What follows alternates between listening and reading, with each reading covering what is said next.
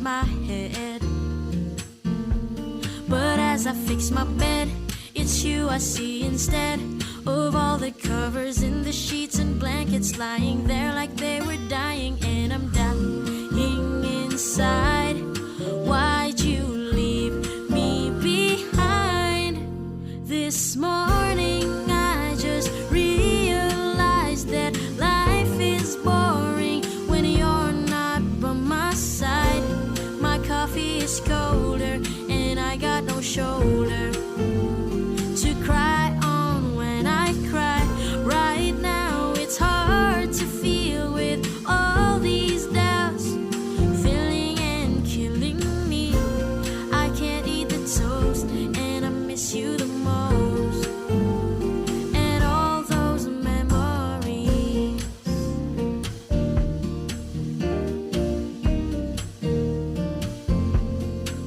This morning I can't get on my feet. There's pain I'm trying to beat, but it's strong. I'm recording the progress that I make.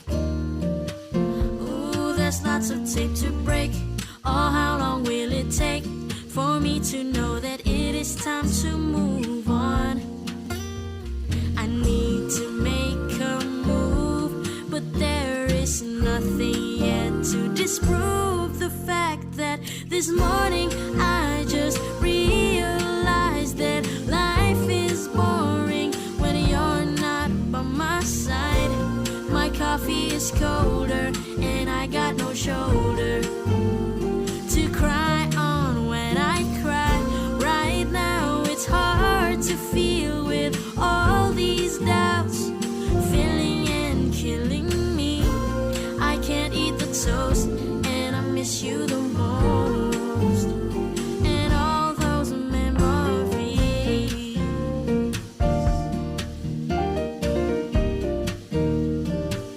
Ooh,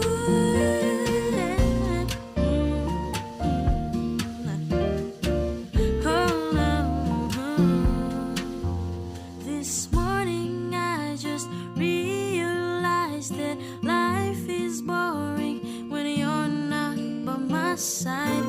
My coffee is colder and I got no shoulder to cry on when I cry. Right now it's hard to feel with all these doubts filling and killing me. I can't eat the toast and I miss you the most. And all those memories.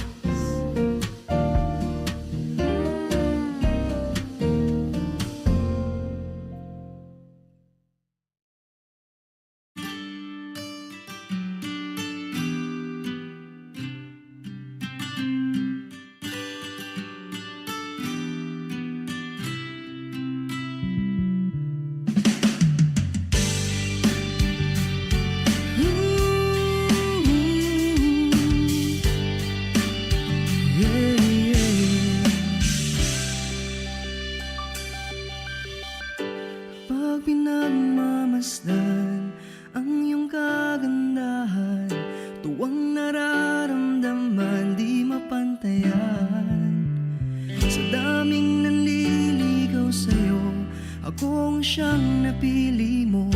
Sadyang pinagpalang magkaroon ng tulad mo. Oo, nasa'yo na ang lahat. Sa totoo lang, higit masasapat. Sige na, sige na, sige na. Oo na, wala nang iba pang papatibok na puso ko, katulad ng ginagawa mo. Hindi na dapat pang mangamba, puso ko ay nabihag mo na lang ibang mahal, kundi ikaw o aking prinsesa.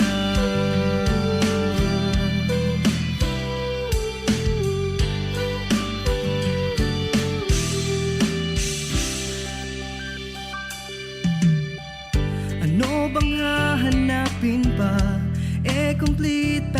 college ka na, hindi lang puro ganda, may talino pa. Ang puso mong mamahalin, hindi babasagin. Pag-ibig mong nagniningning sa aking piling.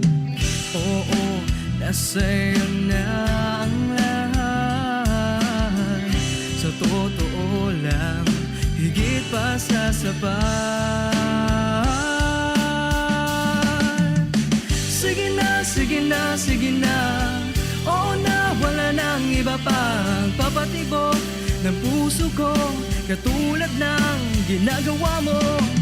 Hindi na dapat pang mangamba, puso ko ay nabihag mo na. Walang ibang mahal kundi ikaw, o aking prinsesa. Kung isa-isahin ang maganda sa'yo, baka di na matapos ang kanta na to. Sa ganda mo pa lang, madami na akong nasulat. Wag na yung iba, baka kasi sila magulat. Sa bawat tingin lalong gumaganda, pumupuso ang mata pag nakikita ka. Para kang bulaklak na bawal kong pitasin, para kang ulam na bawal kong papakin. Di ako marunong mag-rap, pero para sa'yo bayang magiliw, perlas ng silanganan, alam ng puso, sa dibdib mo'y buhay. Lupang hinirang, duyan ka ng magiting, sa manlulupit, di ka masisingil. Sa dagat at bundok, sa simoy at sa langit mong baghaw, may nilang ang tula at awit sa paglayang minamahal. Ang kisap ng watawat mo'y tagumpay na nagdidikdik. Ang bituin at araw niya kailan pa may magdidilim. Lupa ng araw ng walo aming pagsikta, buhay ay langit sa ating mo. Aming ligaya na pag may mamapit, at mamatay ng dahil sa'yo. Morning is fast approaching. Let us awaken to the dawn of the new day with God as our constant guide. God our Father, may you grant us wisdom in our decision, courage to rise from all our mistakes, devotions to our duties, and gladness to share and cooperate for the good of our families and our community. May you spark in us a love for the truth and respect for one another. May you preserve us from false pride, unselfishness, and help us to live in peace with one another as brothers. Amen. Good morning. This is radio station DYWB, now signing on. DYWB is a commercial radio station owned and operated by the People's Broadcasting Service Incorporated. as authorized by the National Telecommunications Commission. DYWB operates daily from 4 o'clock in the morning to 11 o'clock in the evening on 630 kilohertz with a power of 10,000 watts. DYWB is broadcasting from Bacolod City, Republic of the Philippines. DYWB is maintained and operated by the following personnel, duly licensed by the National Telecommunications Commission. First-class radio telephone operators. Joselito Pagayon, Chief Technician with license number 94-1PVI-12314.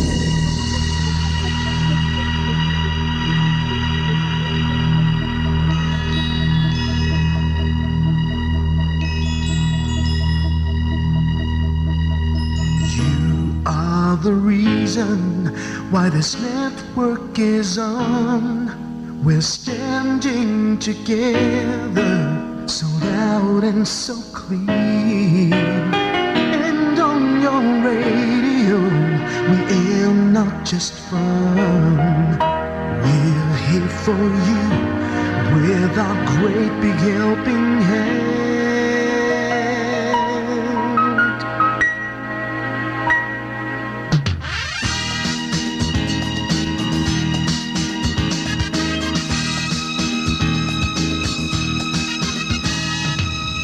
are the reason why this network is on. We're standing together, so loud and so clear. And on your radio, we are not just fun. We're here for you with our great big helping hand. We have the power to tell the truth without fear, with favor to no one. We stand as one. Turn on the radio and stay where you are. Listen to the bomb and we'll take you near or far. We are here to speak the truth and let you know we are here for anyone who needs a helping hand. We are here to find the way to freedom and peace, justice for all, make this world a better place. We are the CBS, the NBN, the PBS, Bombo Radio Philippines. Listen to the voices with no acts of arrogance, with candor and politeness. We are pledged to everyone. We dedicate ourselves, our fortunes, our lives. No matter what it takes, no matter what is sacrificed. We are here to speak the truth and let you know we are here for anyone who needs a helping hand.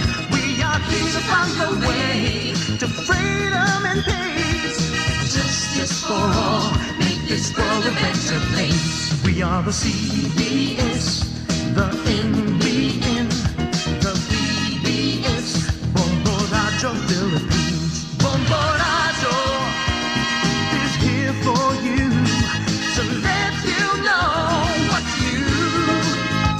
And because we care, we listen, we hear all the cries and whispers. We shall be free and fair. We are here to speak the truth and let you know we are here for anyone who needs a helping hand. We are here to find the way to freedom and peace and justice for all, to make this world a better place. We are the CBS, the NBN, the PBS, Bombo Radio Philippines. We are the CBS, the NBN, the PBS, Bombo Radio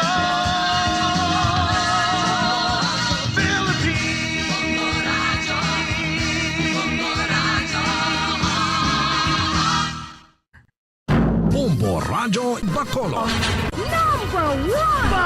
Paradyo Bombo!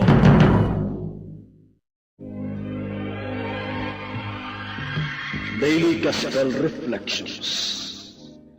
Ang adlaw-adlaw nga pagpamalandong sang Ebanghelyo, agud kita tuytoyan nga magkilala, maghigugma, kag magsunod kay Kristo.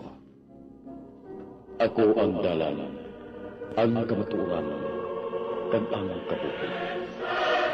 Ini ginadulong sa inyo sa mga Madres and Daughters of St. Paul.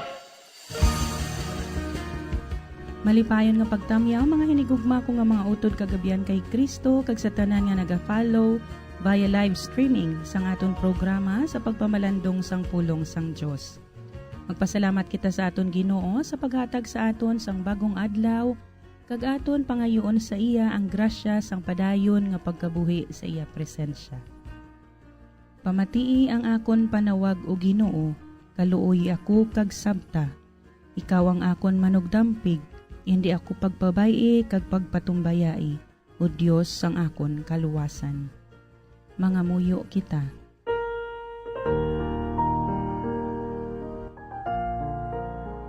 Umakagagahom nga Dios, ikaw ang nagpalig-on sang mga nagasalig sa imo. Kung wala ikaw, ang tawo wala sing sarang mahimo. Hatagi kami sang imo grasya, agud matuman namon ang imo mga sugo, kag malugpayan man ikaw sa amon mga handom kag mga buhat. Ginapangayo namon ini sa imo, pagi kay Jesu-Kristo imo anak kag amon Ginoo, na nagakabuhi kag nagahari upod sa imo, sa kaisahan sang Espiritu Santo, Dios sa tanan nga mga tuig, sang mga katuigan. Amen. Ang Ebanghelyo suno kay San Mateo, Kapitulo 5, versikulo 43, tubtob 48. sadto nga panahon, si Jesus nagsiling sa iya mga gintutunan.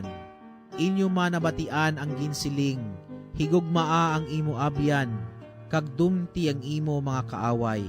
Pero nagasiling ako sa inyo, higugmaa ang inyo mga kaaway, kag magpangamuyo kamo para sa mga nagahingabot sa inyo. Agod mangin anak kamo sang inyo amay nga yara sa langit. Kay wala sing kapin kag kulang ang pagpasilak niya sang iya nga adlaw sa mga malain kag maayo. Kag pareho man lang ang iya paghatag sing ulan sa mga matarong kag di matarong. Ngagid abi nga ang Dios maghatag sa inyo sing balos kung ang inyo ginahigugma amo man lang ang mga tao nga nagahigugma sa inyo, bisan ang mga manugsukot sang buwis nagahimo man sina. Kag kun ang ginabugdon ninyo ang inyo man lang ang mga amigo, pinasahi gid bala ina, bisan ang mga pagano nagahimo man sina. Gani magmanginhimpit kamo, subong nga ang inyo amay sa langit himpit.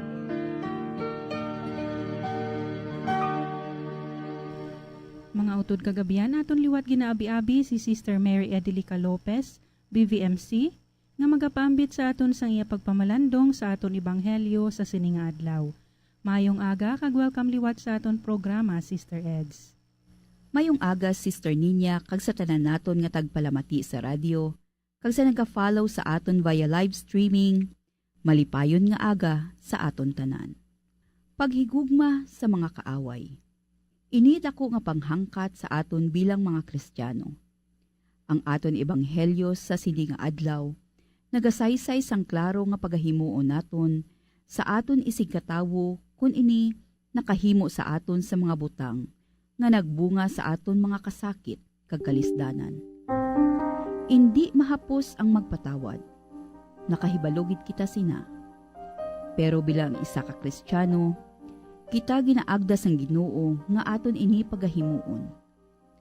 Ini para may ara kita sang kalinong sang aton panghuna-huna kag kasing-kasing. Ang aton pagsinalayo karon nga madamo kita makita sa telebisyon o social media sang nagkalain-lain nga krimen. Ayhan, ini nga ebanghelyo magadudot sa paminsaron sang mga biktima, ang pamilya sa mga biktima sang extrajudicial killing, mga pagpamigo sa aton mga kabos nga kauturan nga nagtuga sang mass killing, ang mga ara sa posisyon nga ginagamit nila ang ilagahom sa pagtapak sang dignidad sa mga wala sang tingog. Ini tanan nagakalatabo sa aton palibot, kag indi gid naton ini manigar. Ayhan makasiling kita sa mga biktima nga patawaro na lang ang mga tawo nga naghimo sini. Ini nga pamangkot indi mahapos sabton. Apang suno sa ginatudlo sang aton Ginoo, dapat kag angay lang nga patawaron sila. Kung hindi kita makakuha sang hustisya diri sa duta, ako nagapati nga sa pag-abot sang paghukom, pagasokton gid ang tawo nga nagahimo sini.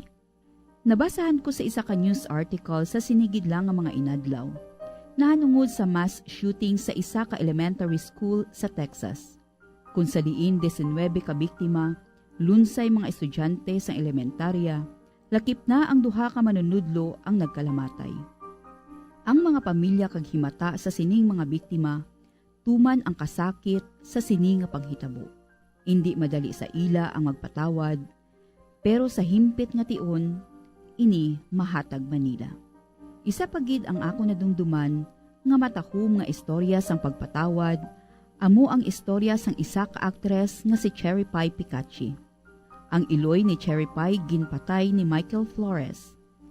Ginbisitahan niya ini sa prisuhan matapos ng isa ka tuig, tion nga iyagid ginhulat. Puno sang emosyon ang ila pagkitaay, ilabi na naging pahayag ni Cherry Pie ang iya pagpatawad kay Michael. Mismo sang ginbisitahan niya ini sa prisuhan.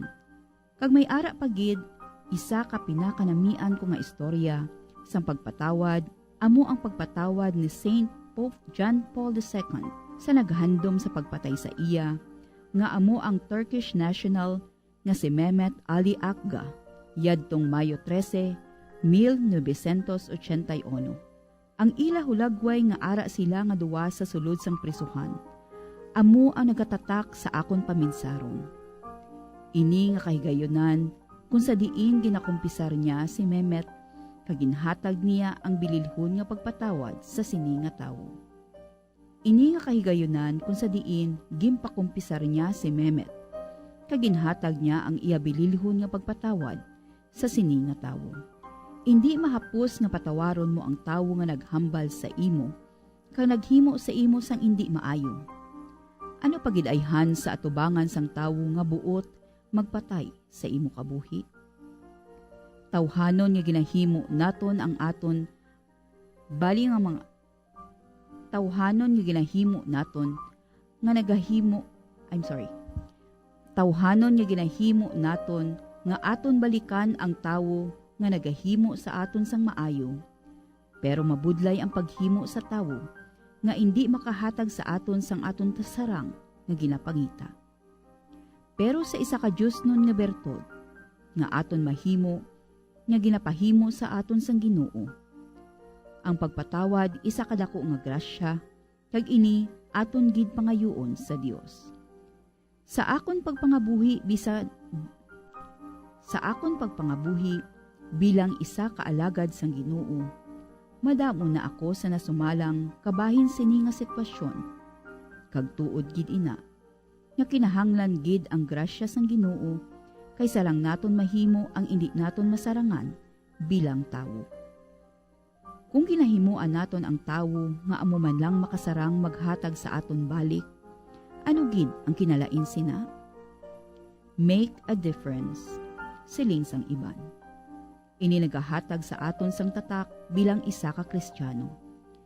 Si Kristo mismo ang nagaimbitar sa mga wala nagapati sa iya. Si San Pablo nga nagapamatay sa mga sinauna nga Kristiyano, gintawag sang Ginoo sa pihak sang ginhimo niya. Si Nicodemos, isa ka Pariseo kag miyembro sang Sanhedrin, nga nangin sumulunod man ni Kristo, bisan pa nangin matiga ang iya huna-huna kag tagipusoon sa pagpati sa mga ginatudlo ni Jesus.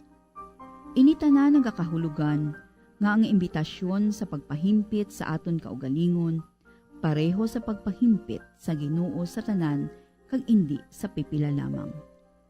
Gani aton pamangkuton ang aton kaugalingon kung san o kita nakabatsyag nga ginpatawad kita sa mga tawo nga nakasala sa aton. Kag kun bala handa kita magpatawad sa mga tawo nga nakasala sa aton, ini isa kagapos nga magahubad sa aton sa kamatuoran nga ang pagsunod kay Kristo natakos sa aton tagipusoon kaguna-huna. Isa ka proseso padulong sa aton pagsulod sa kabuhi nga wala sing katapusan. Madamo gid nga salamat Sister Eds sa aton reflection sa sining nga aga. Salamat sa pag-inspire sa amon nga magpadayon man sa pagkabuhi sa mga panudlo sang aton Ginoong Hesukristo, ilabi na gid sa iya imbitasyon nga magmanginhimpit paagi sa pagigugma sa aton mga kaaway. Para sa mga gusto makigangot sa mga madres ang Blessed Virgin Mary of Carmel, yari ang ila address: Ari Street, Chair Torres Subdivision, Barangay Singkang Airport, Bacolod City. Ukon makigangot sa cellphone number 0951-6857-829. Mga abyan, tubtob na lang anay kita diri. Akon gid ginapasalamatan ang tanan nga mga Pauline cooperators, collaborators, benefactors, kag tagdumalahan sang sini nga istasyon. Kung gusto ninyo iupod ang inyong mga intensyon sa amon pagpangamuyo, ipadala lang ninyo ini sa Pauline's Media Center, Bacolod, Daughters of St. Paul, 29 Corner Hernaez Streets, 6100 Bacolod City. Daughters of St. Paul, Iloilo, 425 E. Lopez Street, 5000 Haro, Iloilo City. Telephone number 320-9487 o mag-text sa 0943-5410-771. Sa ngalan sa mga madres ang Daughters of St. Paul, ini si Sister Nina Lurilia. Kabay nga ang paghidait ni Kristo nga amo ang dalan, kamatuuran kag kabuhi, magpabilin sa inyo tanan.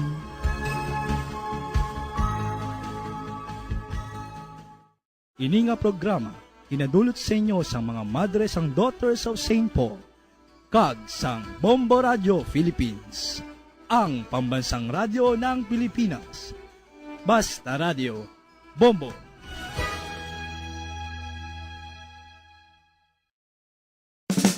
Ano ang masaming rason sa pagsakit sang aton tiyan?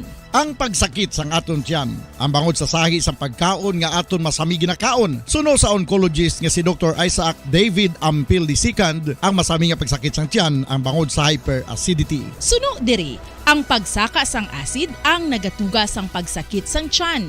Ini ang ginatumod nga sinisikmura o kung stomach ache. Ang usual nga ginatunaan sini amo ang pagkaon sa mga pagkaon nga mataas sa acid content, kaangay sang citrus fruits, kag labaw sa tanan ang spicy food.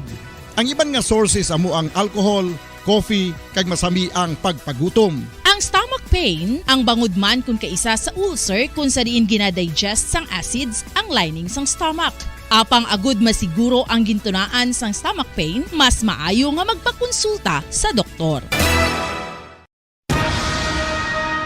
Ang pagpanipilyo ang isa sa mga pinaka-importante nga tikang. Agud mamintinar ang matinlo nga hygiene sa isa ka persona. Apang makapila-bala ka beses ini ginahimo sa isa ka adlaw. Suno sa American Dental Association, ginarekomendar ang pagpanipilyo sang makaduha ka beses sa isa ka adlaw. Sunod diri, maayo ang pagpanipilyo sa aga kag sa gabi gamit ang isa ka soft brittled brush. Para sa optimum dental health, ginapahayag sang ADA ang pagpanipilyo sang 2 ka minutos kag siguraduhon nga matinluan gid ang kada ngipon. Importante man nga tinluan ang tunga sang ngipon, isa ka beses kada adlaw. Importante man nga tinluan ang gum line, bangod posible ini nga tiniran sang bakterya. Friendly advice from Bombo Radio Bacolod.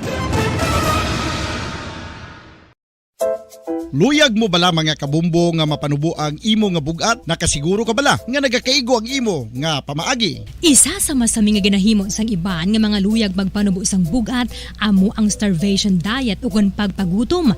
Ini ang hinali nga pag-utod ukon pagpanubo sang intake sang calories sa gina-consume sa kada adlaw. Ginapinsar sang iban nga epektibo ini nga strategy sa madasig nga pagpanubo sang bugat. Apang nakahibalo-bala kamo nga ang hinali nga pagbaylo sang pinaagi sang pagkaon ang makatuga sang suli nga resulta? Naibaluan nga ang pagkaon sang tuman kadyutay o kon pagpagutom ang hindi maayo nga ideya kag ini ang makatuga agud nga magdako na gid ang bugat. Suno sa mga doktor, ang pagbalansi sang pagkaon sang manubo sa calories nga diet ang pinaka-epektibo nga makabulig agud mapanubo ang bugat.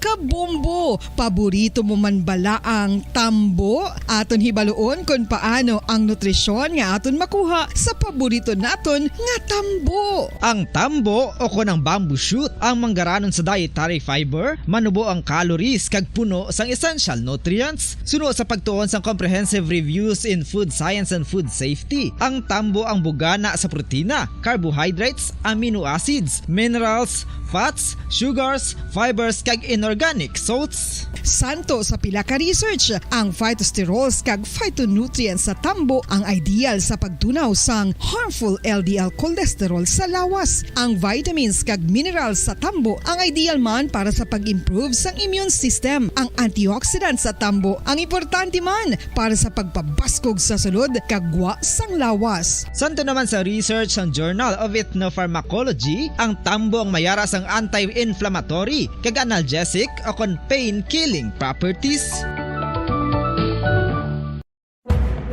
Madamos ang sahi sa pagpamasahe kag isa na diri ang foot massage. Magluwas sa relaxing feeling nga mahatag sini, nakaibalo-bala kamo. Nga madamo man ini sa benepisyo sa lawas. Ang pagmasahe sang tiil ang maka-improve sang blood circulation. Bangod nagabulig ini sa pag-transport sang oxygen sa cell sang lawas. Nagapromote man ini sang mas maayo nga tulog, kag ginabulong ang sakit sa ulo, migraine, sakit sa liog kag likod. Nagapa-improve man ini sang modo kag nagabulig bato sa depresyon. Magluwas diri, ginapabilin sini nga healthy ang tiil kag malayo sa food problems. Bangod gina-stimulate sini ang mga ugat diri kag ginabuhinan ang stiffness kag sakit sa dapa-dapa. Gani mga kabombo, maayo gid sa lawas ang foot massage.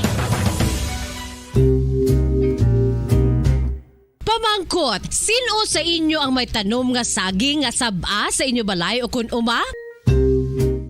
kag kaangay sang halos kalabanan, paborito man bala ninyo ang sab-a nga saging? Nga wala labot pwede makaon kon fresh, luto o kon bisan hilaw pinaagi sa pagtanok sini. Paborito ini naton nga snacks kun himuon nga banana Q, banana chips, crisp banana fritters o kun turon, namit man ini prituhon plus ginahimo man ini bilang ketchup, banana ketchup. Kag ang luto nga sab-a ginalunod ini sa mga potahe kaangay sang pochero.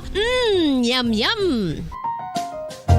Well, sa mga utod naton dira nga hindi kumpleto ang ila adlaw kung hindi makakaon sang luto nga saging nga sab-a, good news! Bangod tuman kadamo gali ang makuha naton nga benepisyo sa pagkaon sang sab-a nga saging. Ang saging nga sab-a ang mahimo matawag Cardava banana. Gina-classify ini botanically bilang Musa acuminata ex balbisiana, isa ini ka hybrid cultivar nga native diri sa Pilipinas. Ginatawag man ang sab-a bilang praying hands. Bangod daw kaangay sang mga kamot nga nagapangamuyo ang kortes ni. Yari ang pila ka mga surprising health benefits nga mahatag sang sab-a nga saging. Number 1, manggaranon sa potassium ang saging nga sab-a nga kinahanglan gid sa aton lawas para sa pag-function sa mga nerve cells kag muscle cells. Kalakip na diri ang aton nga korason. Mas sa minaton mabatian nga kun daw malupog ay isa ka tawo, magud nagapalang luya ang iyang nga mga tiil kag tuhod, ginapakaon ini sang sab-a nga luto, ang Cardava banana. Naghatag man ini sang mineral nga importante sa pag-regulate sa aton blood pressure, fluid balance kag makapaayo man sa aton nerve and muscle function. Uy, agud nga mapaiway ang pagbatsyag sang muscle cramps kada tapos exercise, magkaon sang saging nga saba to avoid cramps. Manggaranon man ang saging sang vitamin C kag B6. Kalakip na ang magnesium, potassium kag magnesium rich nga saba banana makabulig sa aton lawas to regulate healthy heart rate besides lowering blood pressure. Ang isa ka tawo nga palakaon sang sab-a nga saging naganubo ang risgo nga magkabalatian sa korason. Sa karon nga may pandemic, mapuslanon gid ang pagkaon sang sab-a nga saging bangod napamatud-an nga makapaboost ini sang immunity bangod sang ginaangkon nga high concentration sang vitamin C sa pagpamahaw kun aga upod ang pagkaon sang saging. Makapa-kickstart ini sa aton nga immune system kag makaamlig sa aton nga lawas batok sa mga infections, dala na ang pagpabakod sang antioxidant sa aton nga lawas. Gani wala labot sang apple, mahimo man mahambal. A banana a day keeps the doctor away and does your body a bunch of good. Makapila ka beses kung magpangapisa sa kadlaw, maghinay-hinay lang sa pag-inom sang kape bagod may ara ini sa ini maayo nga epekto sa lawas. Apang paano bala may buwan kung masobrahan na kita sa kape. Nahibaluan nga ang 400 mg sang caffeine o kung kapin-apat katasa sang brewed coffee sa isa ka adlaw ang nga safe para sa pila ka mga healthy adults. Apang dapat naman ini nga haganaganon kung makabatsyag na sa mga sintomas nga nagapahibalo nga nasubrahan ka na sa kape. Ini ang ginalakipan sang pagsakit sang ulo, hindi makatulog, anxiety, kag masami nga ginanerbiyos, kalakip na ang paglingin sang ulo, pagka-iritable, masami nga pagpangihi, pagpalangurog sang unod, kag pagdasig sang kuba-kuba sang dughan. Gani mga kabombo, hagan-hagan lang sa kape. Mga carcinogenic foods o kung tigi nga mga pagkaon mangintunaan sang cancer. Nakahibalo bala kamo nga ang mga tigi o konsunog nga parte sang pagkaon kaangay sang barbecue kag inasal makabig nga carcinogenic o kung mangintunaan sang pagtubo sang cancer sa aton lawas. Kung naghambal kita carcinogen o kung carcinogenic, amoy ni ang substance, radionuclide o kung radiation nga nagapapromote sang carcinogenesis o kung pagporma sang cancer. Madamo ang mga carcinogenic foods nga nangin paborito naton kaangay sa mga Philippine Standard Time. 30 minutos nang nakaligad sa oras nga alas 4 sa aga.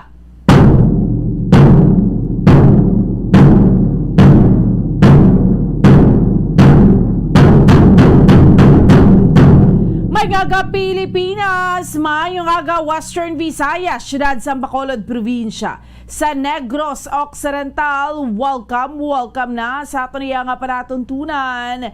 Dirigid lamang sa Bombo Reports, first